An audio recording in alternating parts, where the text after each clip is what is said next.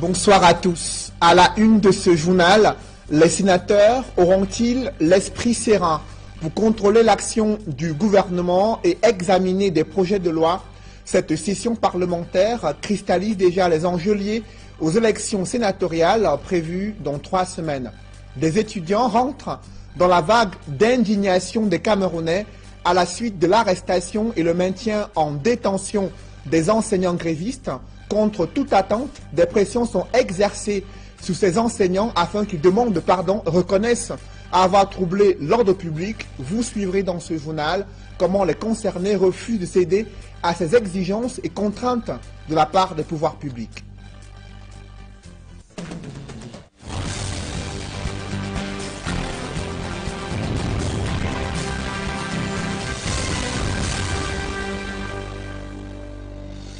Merci de suivre cette édition complète de l'information sur Equinox Télévision.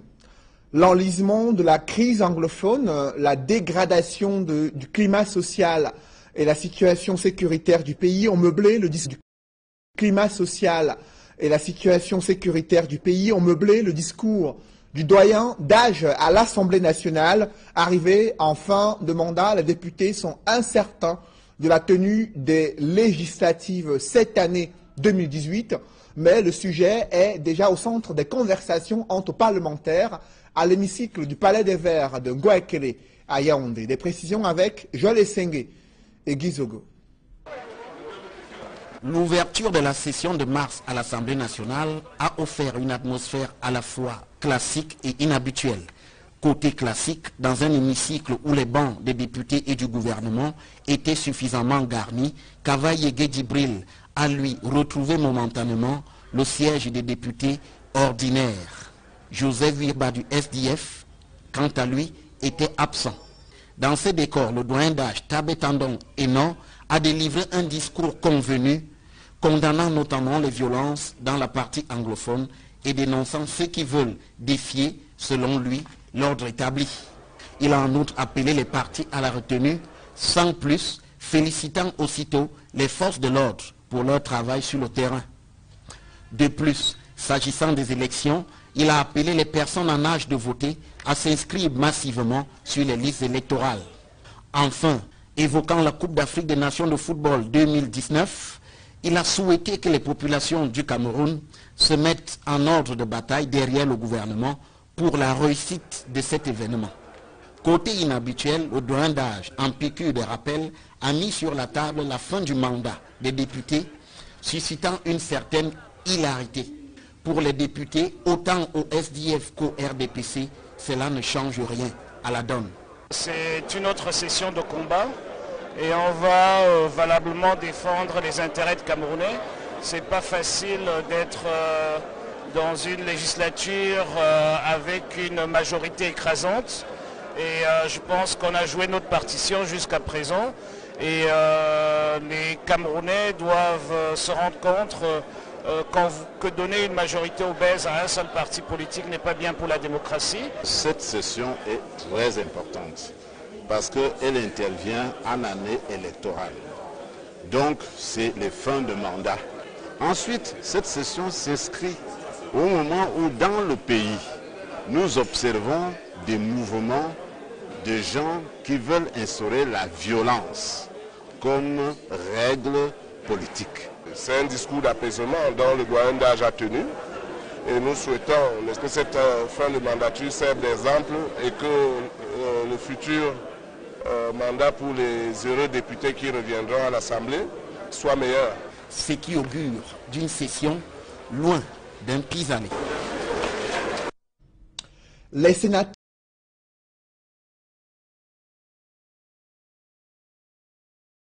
de session parlementaire cristallisent des enjeux liés à ces élections sénatoriales prévues dans 3 semaines. Les investitures du parti au pouvoir pourraient disqualifier certains parlementaires et les autres doivent faire campagne, doivent battre campagne face à une opposition déterminée à gagner plus de sièges au Sénat. Élisée Bogba et Marcelin Gansop. Quelques jours après l'interview accordée à Jeune Afrique et qui a alimenté plusieurs polémiques, C'est un doyen d'âge visiblement serein qui a donné le coup d'envoi de la session de mars au Sénat, la dernière du mandat finissant. Et pourtant, les sénateurs refusent de focaliser leur attention sur l'élection du 25 mars prochain. La session que nous engageons ce jour n'est pas une session qui a un enjeu relativement aux prochaines élections sénatoriales. Nous sommes en mandat jusqu'au 18 mai. Je ne peux vous parler que du mandat que j'assume. C'est Dieu qui sait ce qui arrivera après. Cette élection, c'est un scrutin indirect. Notre préoccupation, c'est les élections locales. Donc, pour nous, la sérénité n'y est pas. Mais ce que je peux demander au peuple camerounais, c'est de s'inscrire massivement sur les listes électorales pour attendre les élections municipales qui arrivent, l'élection législative et l'élection présidentielle, avec le porte-étendard du SDF qui venait d'être élu au Congrès. Bien que l'élection soit désormais certaine, les sénateurs pensent que la session de mars a d'autres enjeux. Je pense d'abord à la séance spéciale du Congrès qui va se réunir dans quelques jours pour recevoir le serment des membres du Conseil constitutionnel. Ce sera un moment important, inédit, unique. En même temps, au-delà de cela, il y a le travail parlementaire qui doit continuer de se dérouler. Et sous ce rapport, nous espérons que nous aurons le texte qui va remodeler le corps électoral des conseils régionaux pour que nous ayons enfin nos conseils régionaux qui seraient une bonne partie de la solution du problème anglophone. C'est aussi l'occasion pour certains de dresser le bilan des 5 premières années du Sénat camerounais, avec des bons, mais aussi des mauvais points. Tel qu'il fonctionne, et ce n'est qu'une répétition, le Sénat n'est autre chose qu'un doublon de l'Assemblée nationale. C'est ça qui a été ma grosse déception, parce que je me suis toujours attendu que cette chambre dite haute, et qui regorge de beaucoup d'éminences grises, soit à tout le moins consultée par le président de la République dans la prise de certaines grandes décisions. On a comme l'impression que le Sénat n'aura été là que pour un formalisme, question de satisfaire, entre guillemets ou sans guillemets, l'opinion nationale et internationale, les bailleurs de fonds. Le séjour du bureau d'âge que préside Victor Moukete va durer à peine 24 heures, puisque ce samedi 3 mars est consacré au renouvellement du bureau de la Chambre haute du Parlement. Une pression qui se justifie par la tenue du Congrès devant officialiser l'entrée en scène du Conseil constitutionnel le 6 mars prochain. Après l'incendie survenu au domicile du chairman du SDF à Bamenda, des députés affirment que c'est une attaque liée à l'aggravation de la crise anglophone. Ils soutiennent la thèse d'une main criminelle qui a bien sûr occasionné cet incendie survenu dans la résidence de Tarinkan du chairman du SDF, Joël Essenge et Guy Zogo. Les événements au domicile de Nijon Frundi à Bamenda, où un incendie a été déclaré récemment, s'invitent à l'Assemblée nationale. Sans être plus affirmatif au SDF, on émet des soupçons. Nous soupçonnons que ce sont des gens appartenant à la mouvance sécessionniste qui ont essayé de le faire, mais nous n'avons aucune preuve à cela. Dans ce parti, on constate néanmoins que la situation s'est aggravée dans la crise anglophone. Donc la situation est au-dessus même du Parlement actuellement. Je viens d'une circonscription où je ne sais pas où se trouve mon sous-préfet. Et moi-même, je suis menacé. On vient de prendre un délégué régional des affaires sociales. Donc la situation n'est même plus le jeu qu'on a vécu en novembre. C'est plus grave que ça. Pour l'heure, ajoute-t-on au SDF, les enquêtes se poursuivent pour tirer cette affaire au clair. Nous avons des enquêtes en interne qui avancent à grands pas et je pense que d'ici la fin de la semaine, on saura exactement ce qui s'est passé. De quoi susciter quelques incertitudes dans le jardin du SDF après sa convention. Je vous le disais en titre, des étudiants rentrent dans la vague d'indignation des Camerounais à la suite de l'arrestation et le maintien en détention des enseignants grévistes. Contre toute attente, des pressions sont exercées sur ces enseignants afin qu'ils demandent pardon et reconnaissent qu'ils ont troublé l'ordre public, les concernés refusent de céder à ces contraintes et la société civile exige leur libération inconditionnelle. Reportage avec Élisée Borba et Marcelin Gansop. Ils sont une soixantaine d'enseignants indignés, réduits au silence, dans les geôles du GSO. On a eu les premières visites mercredi et hier nous avons pu rendre visite officiellement à toute la délégation. Au total, ils sont un nombre de 56 enseignants et 8 filles, parmi lesquelles il y a 2 qui allaitent. Des enseignants dont la libération est conditionnée par la signature d'un certain nombre de documents et d'engagements, selon les confidences de l'ADEC, dont le vice-président a échangé avec quelques-uns. Qu'ils signent, qu'ils reconnaissent qu'ils ont troublé l'ordre public, qu'ils ont abandonné le poste, ce qui est aberrant parce que pour gréver, il faut abandonner son poste. Qu'ils demandent pardon à l'État, qu'ils reconnaissent qu'ils vont organiser une conférence. Qu'ils dissolvent leur syndicat, c'est-à-dire leur collectif, le nouveau collectif des enseignants, et qu'ils reconnaissent l'ancien collectif. J'ai vu le président de l'ancien collectif là hier, il est venu faire, les demander de signer, qu'ils vont signer pour sortir. Mais nous disons que c'est de la moquerie. Et de supprimer tous les groupes WhatsApp. Et le pire, c'est de reconnaître que leur salaire passe déjà. Si quelques enseignants indignés sont sur le point de céder, la plupart opposent une fin de non-recevoir, estimant être dans leur bon droit. Le droit de revendiquer ce qui leur est dû. C'est vrai, hier, lorsque nous étions là, il y a les familles qui demandaient à certains enseignants, non, il faut signer. Mais les enseignants le demandaient, mais je suis adulte, je signe quoi pour dire que je suis venu gréver par rapport au mal que j'ai. Je vous me demandez de signer que j'ai troublé l'ordre public. C'est mon droit le plus absolu de gréver. C'est vrai qu'il y a d'autres qui sont encore sur la coupe de la famille parce que n'ayant pas de salaire, c'est cette famille-là qui leur donne un peu d'argent de baigner, qui leur donne l'argent de transport pour aller au carbone. Ils écoutent, mais le grand nombre reconnaît qu'ils sont dans leurs droits et que c'est l'État qui devrait normalement leur demander pardon. L'ADEC, qui se préoccupe du respect des droits de l'homme, se tient aux côtés des enseignants indignés pour exiger leur libération inconditionnelle, ainsi que la recherche des solutions à leurs revendications, somme toute légitimes. Nous restons mobilisés pour que l'État libère ces enseignants sans condition aucune. Parce que, je dis bien, dans le royaume de l'arbitraire, nul n'est à l'abri. Tu ne peux pas être sorti de l'école normale, tu restes 50 ans par le salaire. Pendant ce temps, ton même camarade de classe, parfois, qui est sorti de la police, à peine il est sorti, son salaire passe, il est dans les avancements. 5 ans, il est dans les avancements. Toi, tu as 5 ans, tu attends encore ton rappel. C'est quand même aberrant. Des avocats se sont déjà saisis de ce dossier, alors que l'accès à ces enseignants, interpellés en début de semaine, est de plus en plus difficile. Une autre grogne sociale a éclaté sur le site de construction d'un nouveau pénitencier dans une banlieue de Douala. Là-bas, des ouvriers dénoncent des conditions de travail intenables. Les promesses de l'entreprise prestataire n'ont pas calmé les esprits surchauffés de ces ouvriers. Reportage Isabelle Carole Zoupette.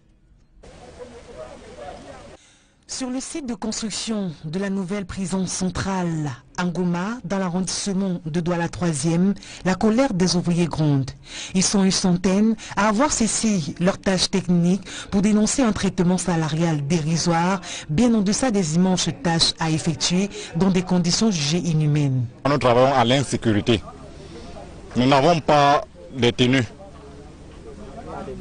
pas de badge, nous n'avons rien comme sécurité.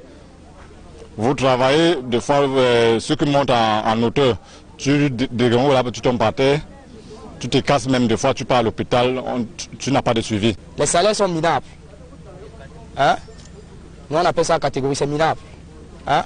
On se retrouve, il y a les 1A, les 2A, les 3A. Hein?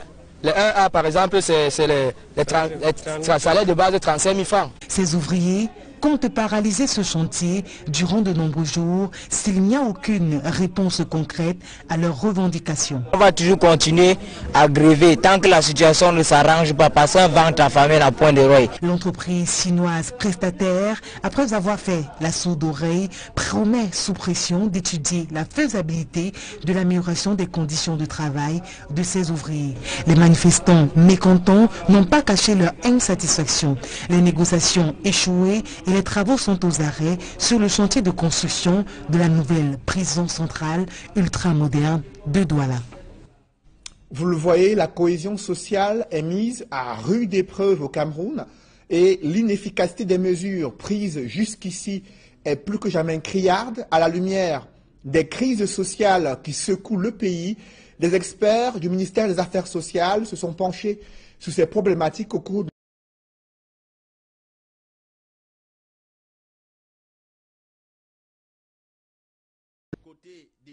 les crises qui secouent le Cameroun au nord-ouest, au sud-ouest, à l'extrême nord et à l'est mettent à mal la cohésion sociale et amènent à s'interroger sur le rôle du ministère des Affaires sociales.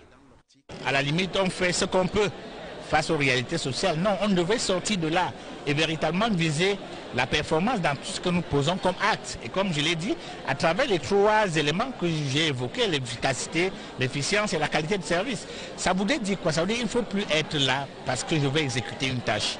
Je dois toujours être animé par, 1, la résolution d'un problème, 2, la satisfaction du besoin de la population avec ce que j'apporte, et maintenant amener la personne à se sentir à l'aise face aux prestations du social.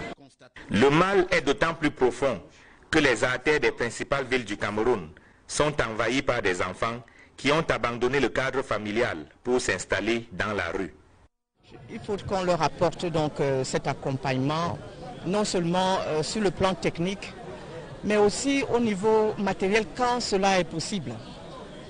Vous savez, comme on nous a toujours dit, il y a des personnes démunies qui ne sont pas prises en charge sur le plan de la santé, sur le plan de l'alimentation, sur le plan même de comment faire pour avoir accès aux services sociaux de base. Donc les centres sociaux sont là pour donner ne fût-ce que l'information technique, même si parfois les moyens ne suivent pas toujours.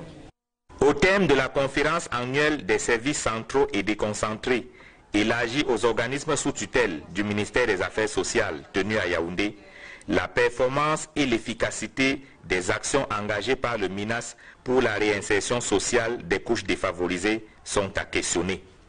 Il faudrait que la quête de la performance soit le leitmotiv. Parce que si je m'en vais dans la rue pour prendre les enfants de la rue, les ramener dans leur famille, alors que ce n'est peut-être pas là la seule solution que je dois apporter, si je dois englober les solutions dans un ensemble qui voudrait qu'à terme, que ce soit un acte performant. On travaille beaucoup sur les enfants de la rue, vous savez, c'est tous les jours que nous travaillons. Mais est-ce que véritablement nous atteignons l'élément performance? Est-ce que nous réussissons à faire en sorte que le social ressente qu'il y a des acteurs gouvernementaux qui sont là à leur service? Il faut encore questionner ce côté-là. Le renforcement des capacités en vue de rendre efficaces les mesures prises par le MINAS s'impose. C'est en tout cas ce qui se dégage des travaux de la conférence annuelle tenue sous le thème « Vers une action sociale de proximité, quantifiable et performante pour une appropriation et une opérationnalisation du nouvel organigramme du ministère des Affaires sociales ». Dans le reste de l'actualité, un ravin menace d'engloutir tout un quartier à Bafoussam. Certains habitants ont été sommés de quitter cette zone à risque, mais personne n'a bougé malgré le danger permanent. Reportage d'Alaskana et Jean-Paul Chouniat. Dans les bas-fonds du quartier Tungan 4, un ravin mortel avançant à pas de géant. Il a déjà englouti plusieurs habitations. Ça fait au moins plusieurs années que ça a commencé à se casser comme ça. Nous avons fait tuer les gens. Pour le moment, ça ne va tuer quelqu'un. Quand nous montons, on dit tout qu'on va arranger, ça fait que c'est cassé doucement comme ça. Les riverains, dans un rayon de plus de 50 mètres, redoutent une érosion accentuée du relief avec le retour des pluies et ses eaux de ruissellement. Au fur et à mesure qu'il pleut, les drames s'augmentent. Donc, à notre arrivée ici, il n'y avait rien. L'endroit était simple, il n'y avait pas de problème. Par peur d'être retrouvés ensevelis un matin sous des décombres, des occupants de plusieurs maisons ont été contraints par la nature de plier bagages sans attendre un quelconque déguerpissement forcé. Pour l'instant, l'odeur de la mort est omniprésente. Ils avaient la peur. Ils sont venus écrire sur les maisons qu'on libère. On ne sait pas aussi comment on va libérer, puisque ce n'est pas facile de sortir de chez soi sans connaître là où on est en train de partir. Descendu sur le site le 1er mars, journée de la protection civile, le préfet de la MIFI somme les riverains de partir, comme leur avait ordonné la communauté urbaine de Bafoussam. Regardez le cru. C'est vraiment profond si un enfant tombe là. D'ailleurs, comme vous avez dit qu'il y a 2 ans, la pluie avait entraîné une fillette qui est morte. Et il faut s'éloigner. et demander aux enfants de ne pas venir dans la zone. C'est une zone vraiment dangereuse. Il faut qu'on revienne toujours pour ne pas être surpris par les situations malheureuses de demain. À la suite des croix de Saint-André apposées sur les habitations, le préfet Chouaïbou a prescrit dans l'urgence à la mairie de Bafoussam 2e et les services compétents de planter des arbres pour stabiliser un sol en proie à une érosion dévastatrice. Plusieurs mois après un glissement de terrain qui avait englouti des habitations, également des tombes à Fumban, rien n'a été fait jusqu'ici pour sécuriser et viabiliser ce site. Quant au ravin, il s'agrandit de jour en jour et de nombreuses autres habitations sont sous la menace de ce ravin. Mama Soufor, Dalaskana et Jean-Paul Chouniat. Au village d'Intit dans le Noun, ses habitants subissent de plein fouet la menace mortelle d'une érosion à grande échelle. 2 quartiers payent déjà au prix fort des dégâts matériels causés par de larges blessures sur le relief. Nous sommes en train de vivre du jamais vu. Parce que depuis un moment là, un peu partout, il y a le quartier qu'on appelle Foucrocher. Il y en a là, ici, même derrière la chefferie ici, il y en a. Et on a peur de ce qu'on a donné. La population ne sait même plus comment faire. Premier arrêt, Ndjimawa, traduction littérale, la rigole est grande. Le quartier a été ainsi rebaptisé depuis quelques années pour ses ravins gigantesques à tout bout de champ. Ici, l'écorchure fraîche sur ce sol a avalé une dizaine de maisons, imposant aux familles le statut de sans domicile fixe. Et il y a d'autres voisins qui les ont logés chez eux et d'autres ont préféré rentrer dans leur village. Arrivé dans ce quartier en 1987, cet homme relate les galères pathétiques de sa famille, terrifiée depuis 3 ans par une érosion sans fin. Comme conséquence de cette érosion, la maison de mon défunt frère ainsi que les cases de ses femmes ont été emportées dans ce glissement de terrain. Certains de ces enfants vivent chez moi. Ma maison n'est plus qu'à quelques mètres de l'excavation. Elle menace de s'écrouler. Handicapé de mon état, que faire si ce n'est un cri de détresse à l'endroit des pouvoirs publics?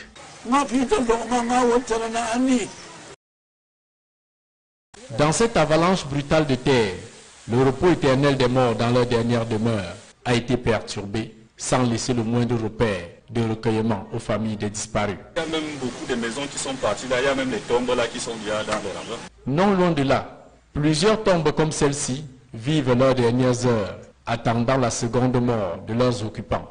Habitant le même quartier, la maison d'Oumar Njoya, comme bien d'autres riverains, est à 600 mètres de l'épicentre du désastre. Stress et inquiétude sont ses compagnons de tous les instants. Ce que vous voyez ici, c'est depuis 4 ans, plus précisément, que c'est à ce niveau. Bon, il y a de nuit, quand ça y a souvent les courements, nous entendons un bruit d'affaissement. Bon, alors avec ce niveau, nous ne savons pas comment on va finir ici. À l'opposé de Ndjimawa, même décor de sinistre dans les bas-fonds du quartier Forofopushi.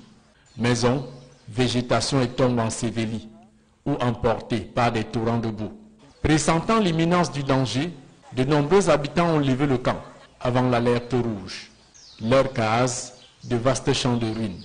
Voilà 5 ans déjà que cette érosion chasse à petite eau, âme vivante sur ces espaces. C'était une petite rigole comme ça, creusée par l'eau de la pluie. Et après, à un moment donné, vraiment, ça n'a pas dû faire 2 ans. Ça devient une autre chose très grave. De façon que ça renversait, ça partait déjà avec les maisons. Face à la colère de la nature, le quartier a fait recours aux moyens de bord, tentant sans succès de contenir la fureur de l'érosion. L'érosion a commencé, nous croyons que c'était quelque chose qu'on pouvait, juste avec des sacs, anéantir. Nous avons fait ces petits efforts, ça n'a pas toujours marché. Dépassé par les événements, le chef du village d'Intut a des années bien avant interpellé sans suite les autorités administratives et municipales de Fumban. Dès lors qu'on a constaté qu'il y a érosion, on a fait recours aux autorités administratives, c'est-à-dire que le préfet, le sous-préfet, et puis bien sûr et nous attendons vraiment une suite. Jusqu'ici, aucune victime enregistrée dans ces catastrophes. Les autorités en leur rang et grade respectifs font encore la sourde oreille, attendant mort d'homme pour descendre sur les lieux à coups de sirène, toutes sanglées en costume aux plis tranchants, faciès masquées derrière de grosses lunettes noires, affichant une mine d'experts en consolation des familles de victimes. Les habitants non encore sinistrés de ce quartier ont presque perdu le sommeil. Ils vivent désormais la peur dans le ventre de se réveiller un matin et voir leur maison et leur sépulture englouties sur leurs pieds. Un véritable champ de sépulture englouti sur leurs pieds. Un véritable chantier pour la direction de la protection civile du ministère de l'administration territoriale et la décentralisation. Depuis le quartier Jute d'Afumban, Maman Souffle, l'éclaireur du Noun, Dallas Chana, le regard de l'Ouest, et Jean-Paul Chouniac, la voix de l'Ouest sur Equinox Télévision. Dans l'actualité, une campagne de ratissage est en cours contre le poliovirus sauvage qui a secoué le Cameroun. Près de 655 000 enfants sont ciblés dans la région du littoral. Ils doivent recevoir des gouttes de vaccin et la vitamine A durant tout ce week-end dans la région du littoral. Et les autorités sanitaires font savoir que le Cameroun sort progressivement de la zone rouge concernant le poliovirus sauvage. C'est un rendez-vous à ne pas manquer ce soir, le célèbre artiste Singila qui doit électriser le festival Fomaric. Il est à Douala pour ses nombreux fans qui sont attendus sur la scène du festival Fomaric. Reportage. Chose promise, chose due. L'artiste Singila est déjà à Douala pour un spectacle inédit avec ses fans vendredi 2 mars 2018 au festival Fomaric. Arrivé jeudi soir par l'aéroport international de Douala, l'auteur du titre à succès Ma Nature a été personnellement accueilli par le patriarche Nkoti François. Parce que c'est un festival qui maintenant en fait c'est 25 ans, donc c'est un grand festival, beaucoup de grands artistes sont passés par ce festival. C'est une bonne promotion pour la musique camerounaise. Donc ouais, c'est un honneur pour moi. Il y a mon nouveau single Faut pas me toucher qui vient d'arriver il y a maintenant une semaine de ça. Donc le clip arrive très bientôt. Et puis bon là on est surtout là pour le Fomaric. Donc focus sur Fomaric. On va passer un bon moment tous ensemble et puis on va assister à tous les artistes qui vont performer. Les organisateurs, honorés de sa présence au festival Fomaric, ne manquent pas de mots pour exprimer cet acte. Je suis très fier, très content qu'il soit là, qu'il ait respecté l'invitation que j'ai demandée pour les 25 ans du festival Fomaric. Ceci étant dit, ne manquez pas le rendez-vous ce vendredi 2 mars 2018 au Club Camtel de Bépanda. Célébrons ensemble les 25 ans du festival Fomaric avec le rossignol Singila. Mesdames, Messieurs, c'est la fin de ce journal. Juste après cette édition d'information, l'émission Tendance économique qui analyse et décrypte les enjeux du développement de la filière palmier à huile au Cameroun, en Afrique centrale. Et juste après l'édition du 20h, l'émission Horizon Sport. Mesdames, Messieurs, je vous propose de poursuivre ce journal. Et nous allons pouvoir dérouler d'autres informations qui est une extrême gravité. L'information nous parvient à l'instant.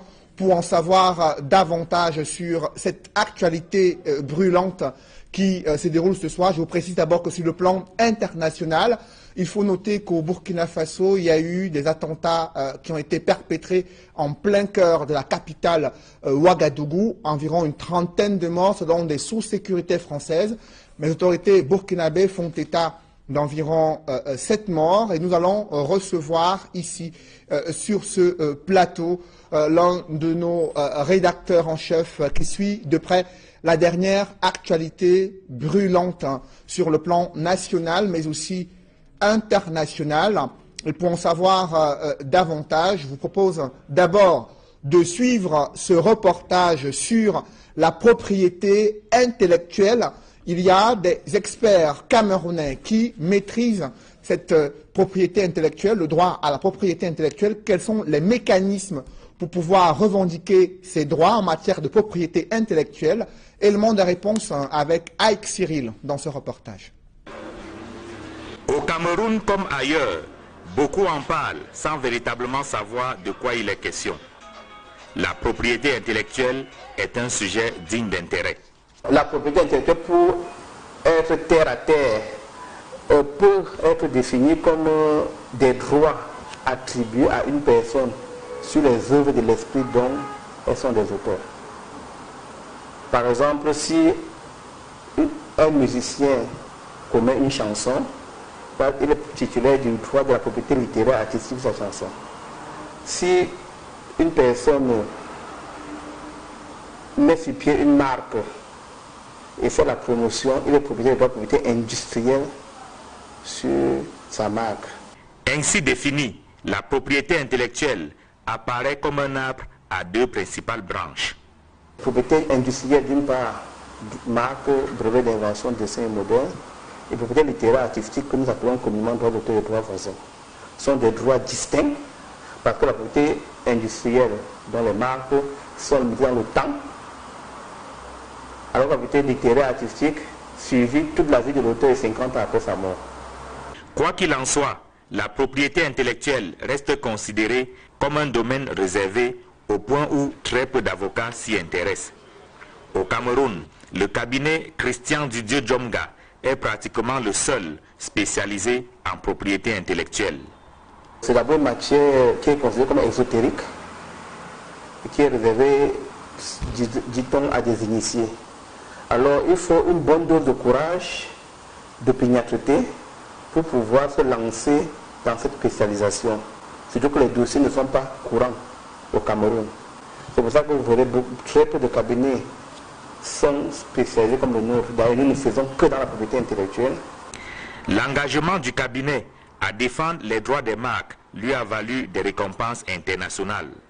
Après le Global Intellectual Property Summit, décerné par l'International Intellectual Property Law Association à Londres en 2015, le cabinet Christian Didier Djomga vient d'être désigné International Property Law Firm of the Year, le prix du meilleur cabinet spécialisé en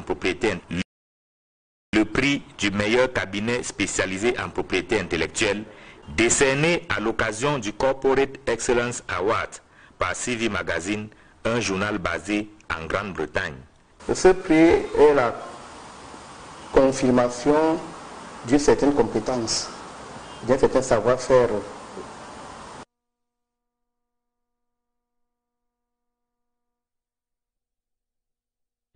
C'est la dernière actualité brûlante au Cameroun, un réaménagement du gouvernement qui vient d'être effectué par le président de la République, chef de l'État, Paul Biya. Nous y reviendrons dans plus ample de détails. C'est une édition spéciale qui va démarrer dans les toutes prochaines minutes pour décrypter cette actualité autour de ce réaménagement du gouvernement qui était attendu depuis de nombreux mois. Mais avant, je vous propose d'aller en sport avec, bien sûr, après le divorce entre la FECAFOOT et Hugo Broos, le technicien belge vient de s'engager avec un club de football dans son pays d'origine, en Belgique. Des précisions avec Étienne Pascal Azégué dans ce reportage. Hugo Broos a définitivement tourné la page de la sélection nationale du Cameroun. Le coach champion d'Afrique en 2017 avec les Lions indomptables a été présenté officiellement comme le nouveau directeur sportif du club d'Ostente KV de la première division du championnat belge.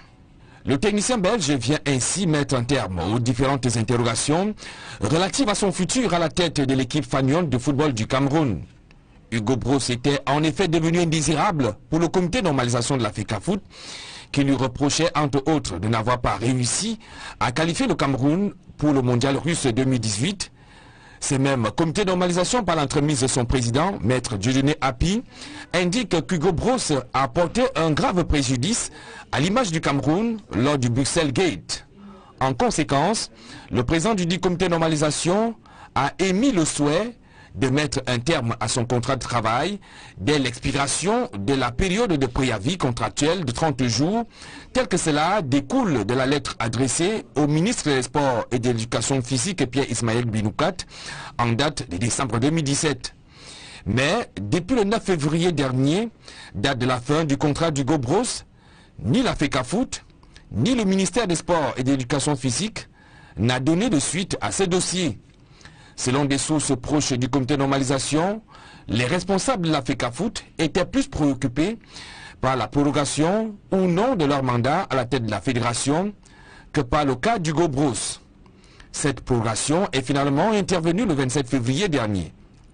Le nouveau directeur sportif d'Osdente KV ambitionne de disputer les play-offs, un tournoi des 6 meilleurs clubs belges qui permet de déterminer les équipes qui représenteront le pays dans les compétitions européennes.